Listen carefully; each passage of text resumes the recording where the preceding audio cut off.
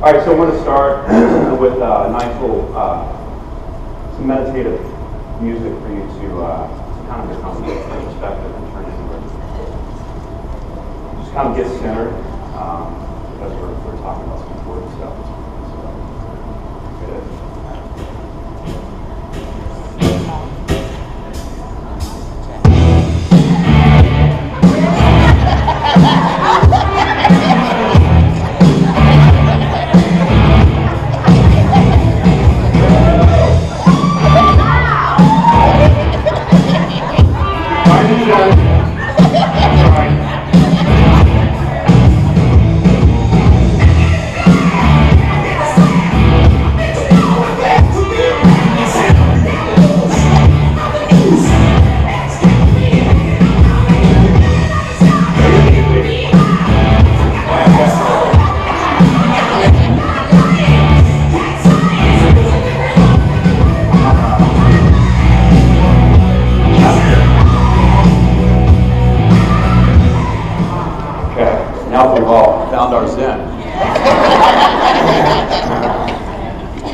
Let us begin.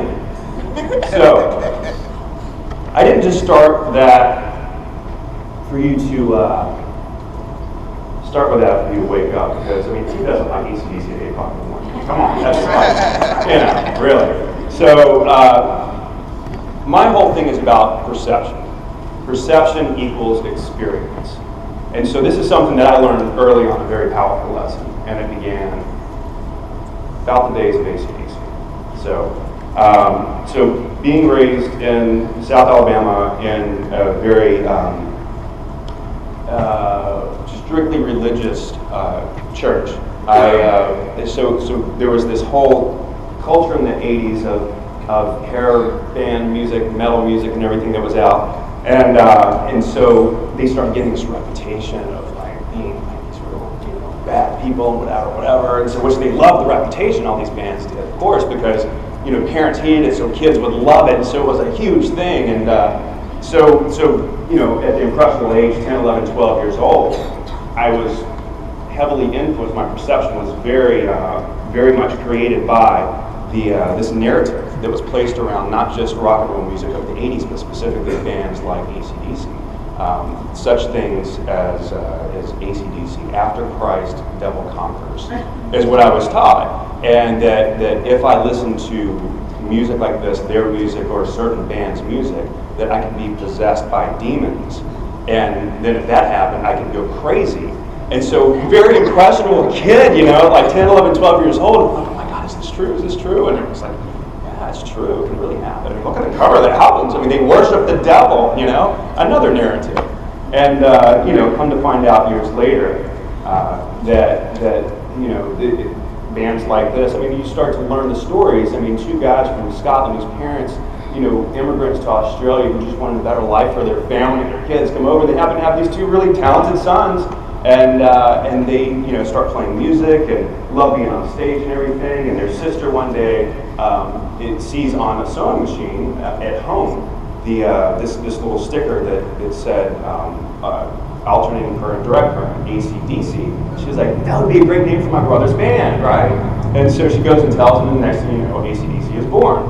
That's the story. And so, of course, growing older, I start to have some perception changes, start to see that I was heavily influenced, my perception was, by a lot of these narratives that were around me, and that all of a sudden, there's possibly other perceptions out there about this that maybe I should start exploring, because this is creating some consequences in my life that are very negative. And so I started to do that. I started to learn like the real story about bands like this and people like this, and that started to shift my perception away and started to make me a little bit more objective and help me to see that this was really heavily influenced by this segment of people who had a lot of fears about X, Y, and Z and whatever. And it's like, oh, okay, now I have a choice. Now I can kind of build a little bit of a different perception that's going to have a different consequence, a different impact, create a different experience for me in my life.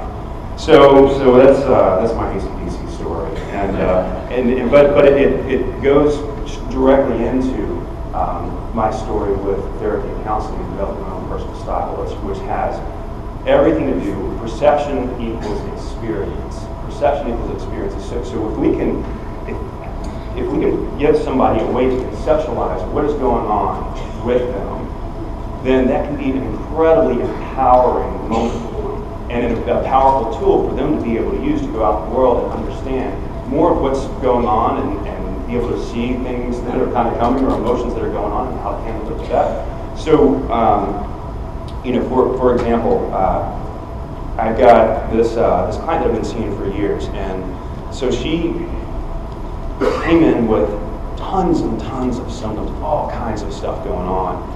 I mean, there was agoraphobia, self-mutilation, history of horrible relationships where there was physical, sexual, emotional abuse, and periods of substance abuse, and it was just kind of this endless list, depression, all kinds of stuff. And so working with her over time, like on these separate issues, it's kind of, it takes a while working with clients to kind of be able to conceptualize yourself, kind of what's going on, but over time, you'd be working on these different things, and she was still just struggling with all this stuff that was going on. And I come from this systemic background in family therapy, which the cultural narrative there is a very non-pathologizing, like you don't use the DSM-5, you don't tell people if they're sick or anything like that, whatever. It's that was a whole other thing, with me coming into mental health, because my background is in family therapy. So I got an opportunity to teach mental health, and I was like, wow, man, yeah, definitely. I didn't get much of that at all. And I find this stuff super interesting. And so years ago, I started being able to do this. My family therapy colleagues were like, what are you doing? You go to the dark side. How can you do that? It's very pathologizing, right? So that was kind of an interesting thing. But so back to my client. So she was all these symptoms, all this stuff going on, and I was like, she's really got lots and lots of labels floating around, and I don't want to hit her with all that because I don't want her to feel worse or sick or whatever. And so one day, though, we started having this conversation, and I'd already done some research because I was getting more and more concerned because this symptoms are much bigger than just one thing. And so we were having this conversation, and I threw out this concept of borderline personality disorder. That's pretty heavy. And so she's like, what is that? And I started explaining the symptoms, how it plays out, and who are affected by it, how they learn to manage that, people who don't learn to manage that, what happens with them. And as we started talking about this, and I started reading some stuff to her, all of a sudden, like, her eyes just lit up, and she just started going, this is something. This is not just me being crazy. I actually can put like a label on this. I also understand that other people have this. And you've also told me that up to 60% can recover from this, not just manage it, but can actually recover from it, which is a really high statistic, but they're doing lots of amazing things with that these days. So I was kind of like, wow, this is actually working. Like, she's taking to this. And so this way for her to conceptualize what was going on with her, even though it ran against my grain of pathologizing and saying you're sick, you're mentally ill, or whatever, she grabbed onto, and it was life-changing for her. It was a major turning point for her. So let me hop into why we're here, which is to get new markers. All right. So we got the A, the B. This is probably why I'm thinking this is like that simple. I mean, is that why you activating belief and consequences. So I really like this. I'm going to explain to you how I use it and why I use it, which is not all the time. I'm not an ADC reality therapy, REBT therapist by any means. I kind of reach in and scoop out this particular method because I find this very powerful. This whole thing that I just told you about my client. Same thing. Way to conceptualize what's going on. This is great way to do that. Activating belief, activating event. So something happened somewhere, sometime, to have this person come in and walk through the door, right?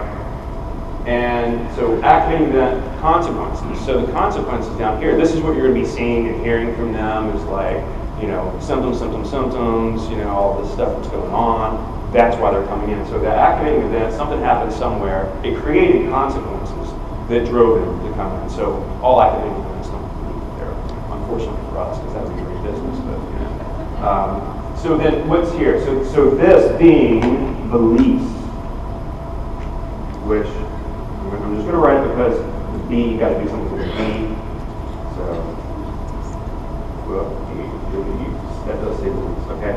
But I think of this as perception, okay? So you too can think of this as perception, right? All right. So perception, consequences. So let me let you into some more of my crazy, okay? So I go through this thing every time I come to residency. I go through this ordeal in my mind. So we have to book tickets like, a couple of months ahead of time. We plan for this, whatever. And I always go through this paranoia of, whenever I fly to South Florida, I've got to go up to Atlanta because you can't go anywhere in the world without going to Atlanta. And so usually when I get on Atlanta, I start seeing colleagues or former learners or something like that. And so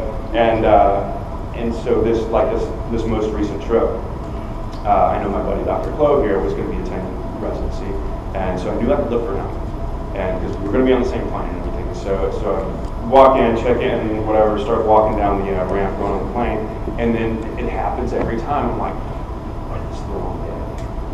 What if this is the wrong week? Like it could be next week instead of this week. Oh my God, what an idiot! Like if this really happens and they find out that I spent their money to come here like on the wrong time, and like where am I going to stay? Why am I going to Dallas and nobody's going to be there? And so I, this is me going down the aisle, just kind of, seats, people, where's Trevor? So I actually see Dr. Lee Schultz. He did Decision Focus yesterday. I see him first, and he's like, "Hey Rob, what's going on?" Shakes my hand, like, "Oh, thank God." A real person. Somebody I know. And so this is how my crazy plays out. So activating that, I have to travel, get on the plane. Consequence is my paranoia, my fear, all this stuff that's coming up. Why? Because I have this perception, all of a sudden it comes in that's like, this could be the wrong day. This could be the wrong week. Oh my God, if they find this out, that you did this, and then you're going to have to rebook a ticket. How are you going to get back to South Florida? And your wife's going to think you're such an idiot for doing this, That's a powerful perception that leads directly to the consequences right here. It's the experience, which is the other part of this. I mean, I would have to, if I made my own little ABC, it would be eight. Dr. Rob's 8 model. How about, okay. Somebody call Ellis and tell him that we screwed up this whole knowledge model. All right, so powerful perception, powerful experience. So my perception was quickly shifted by another activating event, which was seeing Dr. Schultz, and all of a sudden my perception was like, oh, it's right, this is the right week, all right. Consequences, deep breath, sigh of relief, everything's okay.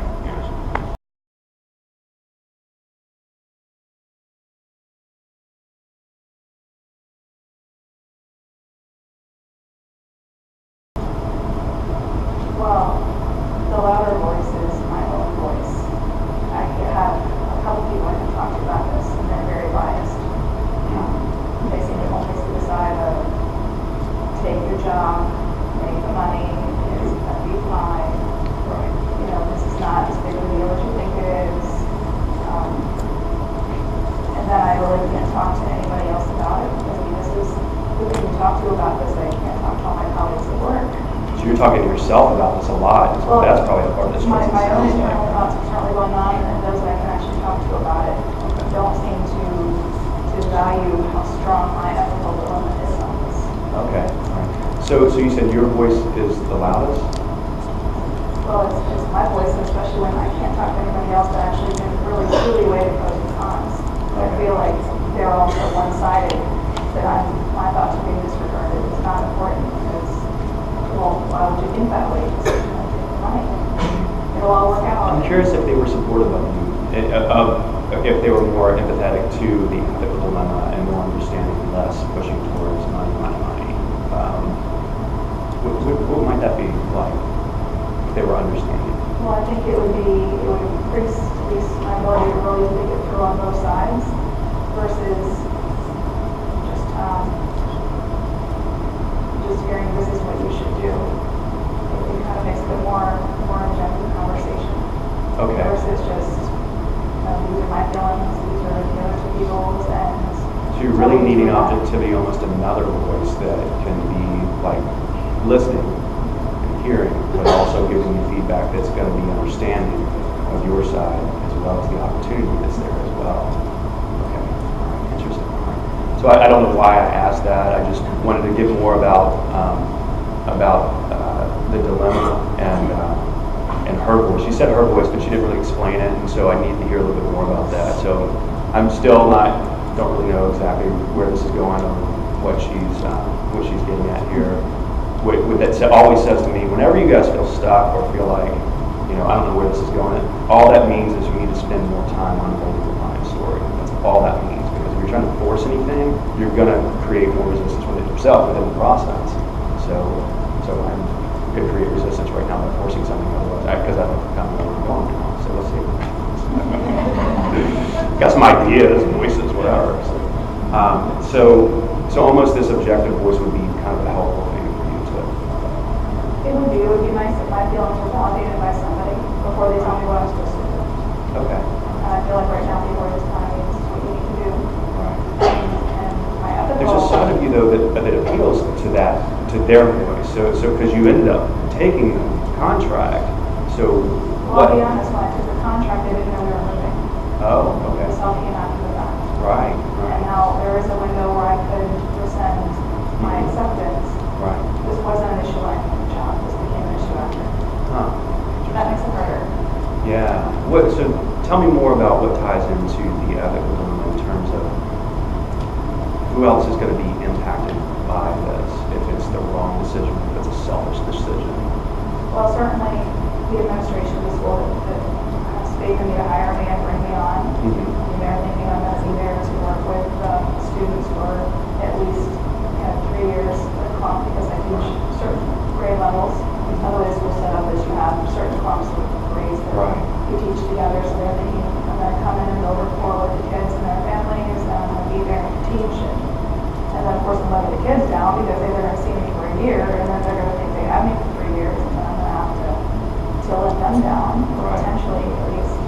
Yeah. So kids will be impacted, families will be impacted, administration will be impacted. I don't like to disappoint people. I don't like to set up a situation where I'm going to be letting people down.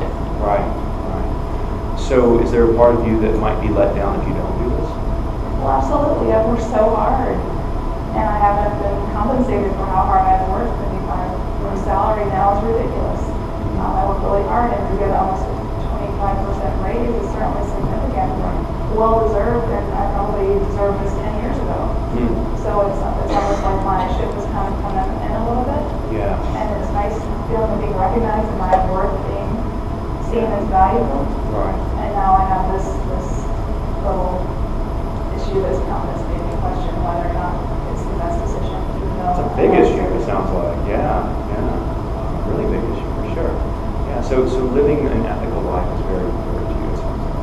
Well, absolutely. I think anything we do, teaching, working with kids, working in any kind of environment, you certainly want to be ethically appropriate.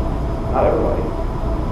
Some people really are pushing you toward the money and forget the other people, forget the kids. They'll get over it. You've got money that's that could be a big thing for you, even if it's for a year. You're going to walk away with a chunk of money that you didn't have otherwise. So it's definitely important for you, it sounds like, but it's not everybody.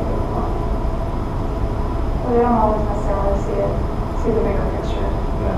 And I think this situation, you should look at the whole picture and not just. If they saw the bigger picture, how would they be thinking differently about this? I don't know.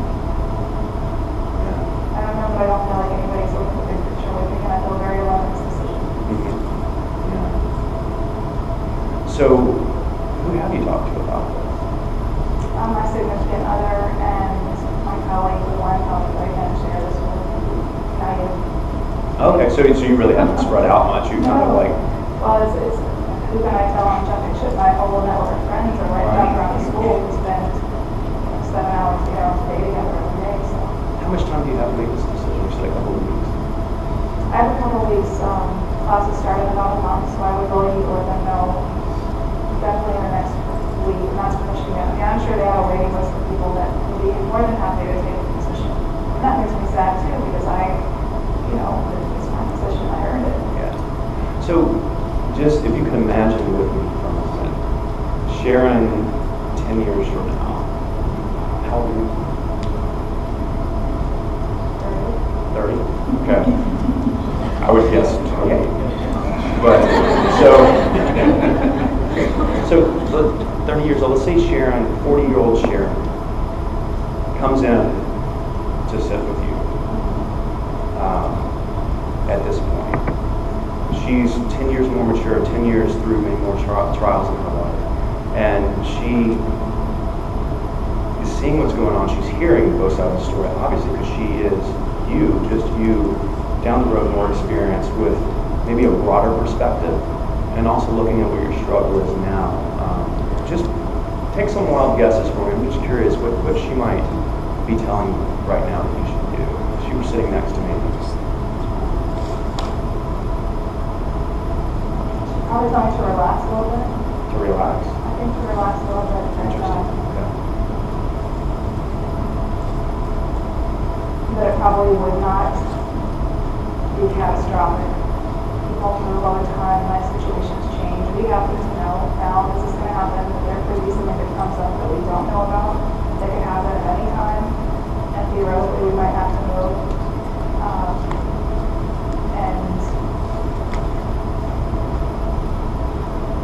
perhaps that coming into a new school and being able to impact those students' lives, even just for a year, is going to help them in the grand scheme of things versus having time off. Right. So she would have a lot to say. That's interesting. I was kind of expecting maybe one thing, like chill out or something, but she's like really insightful. Very insightful, very wise woman. Things are just overwhelming now. You don't want to make the wrong decision. You don't want to burn bridges. You don't want people to look at you badly. It sounds like you're still talking with her voice too, though. That she might say that too, that you don't want to burn bridges, you don't want to have the same bad with Sharon. That probably is not going to change. That whole mindset. Right. Professional world is smaller than you think. Yeah. The mindset of what? This age and that age, it's important. Right. Important not to burn bridges, absolutely. Yeah. So she has some interesting objectivity that she can bring into the situation. And so the first thing she would say is just to relax. I mean, you've got 2 weeks. You've got a huge decision. You've got people telling you one thing. You've got another thing. Like, you've got to make a decision, right? And she's saying relax. It's physically impacting me. That's not a good thing. When something's physically causing you, I would think. How is that impacting your ability to make a decision then? Well, I'm not sleeping very well. My mind's always racing about the situation. That makes it easier. It adds more stress. Right. So what I would tell someone else is just to relax. I'm sure she would tell me to relax too. What would relaxation look like? What would she be telling you to do specifically? Maybe breathe. Breathe, just starting with the simplest breath. Yes. Wow. Okay. Kind of clear my mind a little bit. It's hard when all these thoughts are racing and you don't know. It's hard just to slow them down so you can Sure. Absolutely. Yeah, and when thoughts race, they cloud perception. When perception is clouded, you don't know what direction to go, and that creates stress. There's this whole concept of you have this activating event thing. Why look, I have a chart right here that has it written out.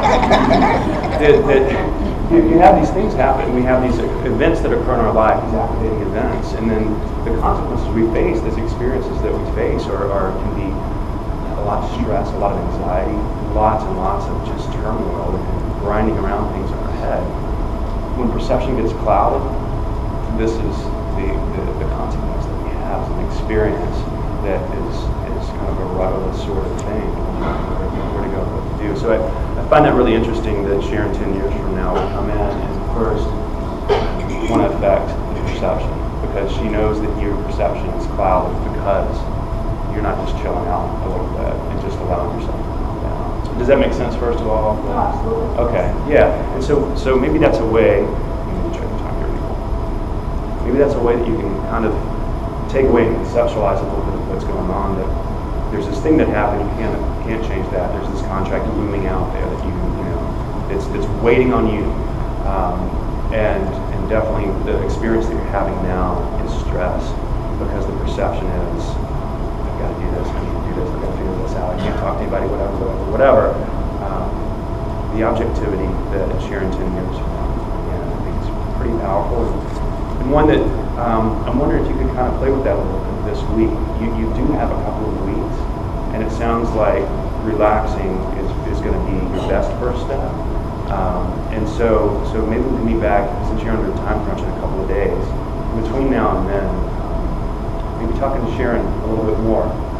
And there's an interesting letter writing concept too, having possibly her write you a letter, more detailed about, within 5 seconds you're able to give me this, little dialogue that she would have with you. I'm curious about if you sat down for half an hour and started allowing her to kind of talk to you, and these other voices over here, and we can leave those for now because they're not real objective, and yours inside, which is a real objective because it's kind of clouded right now, but hers is, interestingly enough, might help with this perception that's going on. Does that make sense? Does that sound like something that might be helpful when we meet back in a couple of days? Sounds good. All right. So thank you so much. Thank you. All right. Great.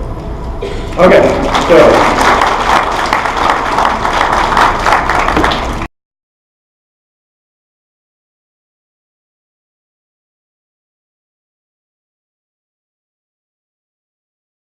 In the present, what are your thoughts about that?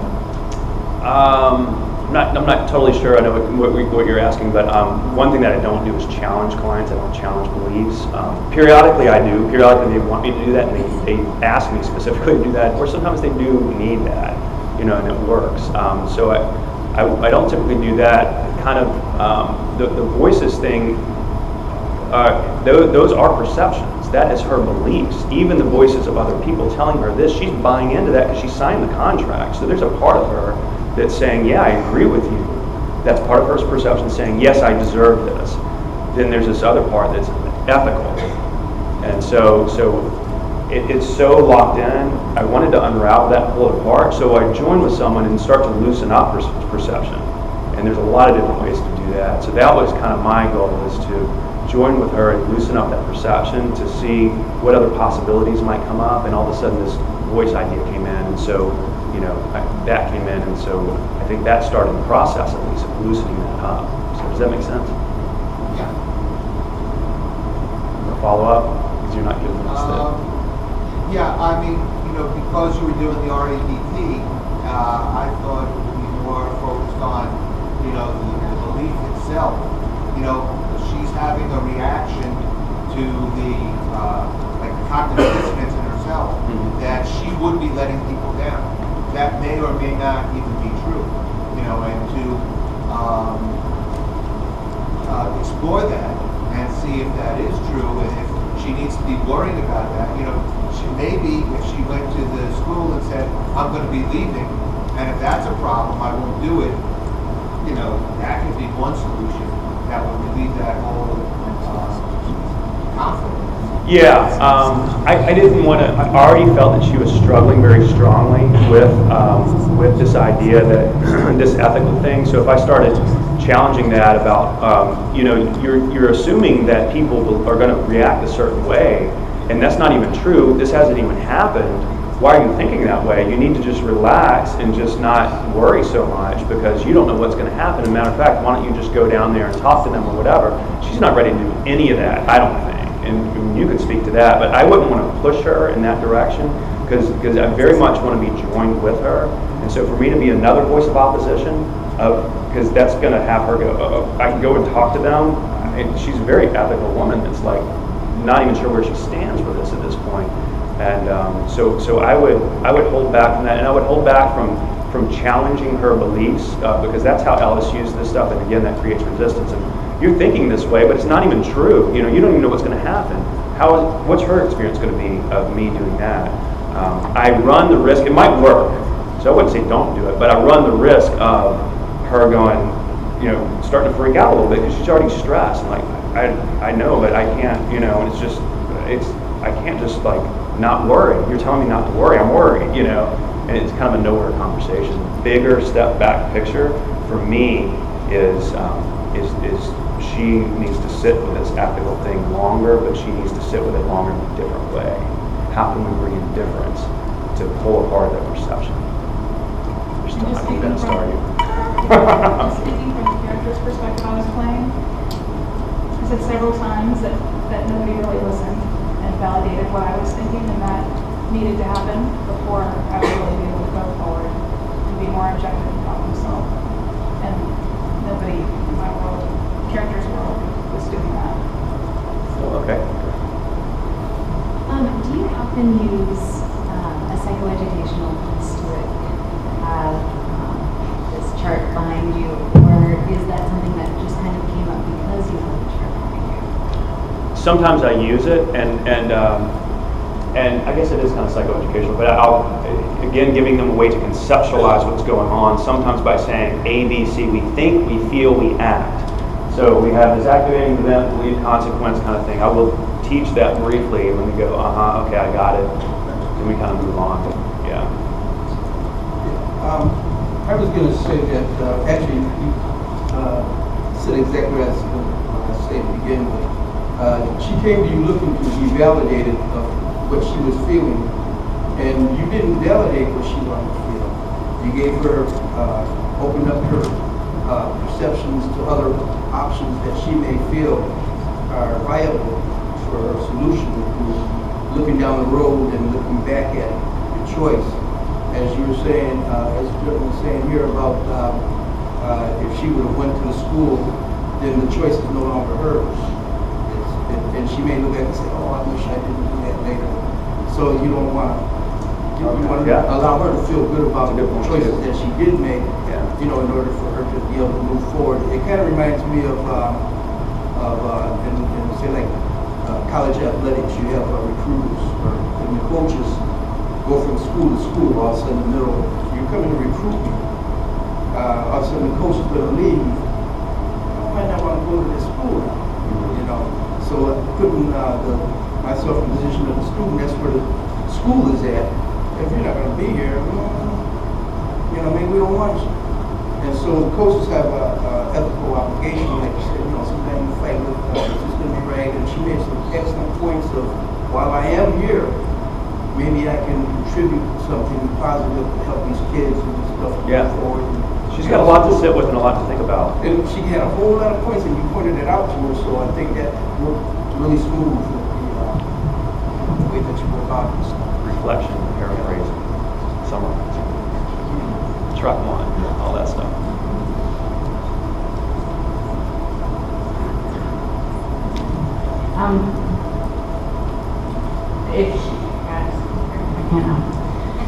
Is there a time when you would take like the belief and do the polar opposite, and then kind of have her explore what the consequences may be to that polar opposite belief? Not saying like this time will be what she needed, because she's needed a lot more validating, but to say, the belief would be ethically wrong, and then what would the opposite of that be, and then look at her comfort level with the consequence of that belief? Yeah, I mean, that'd be a route to go, sure. Yeah, there's many ways to skin this cat, for sure.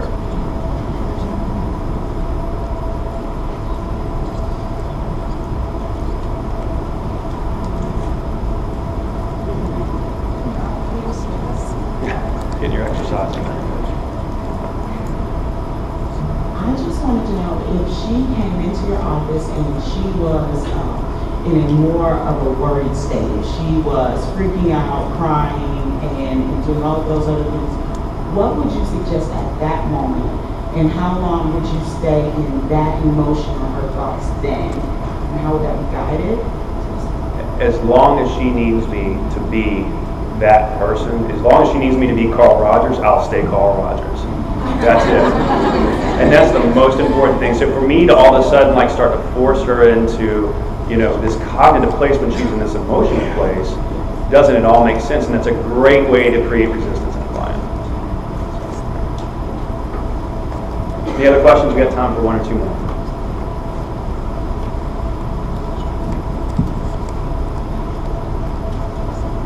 I know that this method is all about changing someone's perception. So do you often take that stance of what would your younger self think? What would your self right now think? What would your older self think to keep them kind of in alignment with their own values? That sounds like a good explanation of why I should do that, but it's not really. It's What makes you do it? I mean, what well, do you think? my systemic training, my systemic Oh, background that it all is of part of a greater whole. well, of bringing in outside voices, outside perceptions, kind of a systemic, broad casting the net wide about how others would perceive this, how you might perceive it if you were in a situation, that sort of thing. So. I just thought it was cool how you took, because she was trying to make a decision on the path that was lifelong. And so I thought it was very cool that you used that tactic to get her to talk to her older self. Right. It seemed to keep the conversation moving. Yeah, it's a neat conversation to have. And sometimes I'll do voices in the head because people do have voices in their head telling one thing, telling them another, and kind of can externalize that and do some interesting stuff with it. Mine's not so much a question of content to help you to understand, because I'm from a very family background, that I really recognize how broad in that systemic format, and it really helped me to grasp more of this. So just thank you. Good. Yeah, don't find everything they tell you in marriage and family that you stay away from individual counseling theories. That's pathologizing for one, but two, a true systemic perspective as a therapist is being able to wrap your mind around all these perspectives, whether it's systemic or whether it's individual, or even pulling in the DSM. Sometimes that's very valuable for clients, and you gotta be open to that.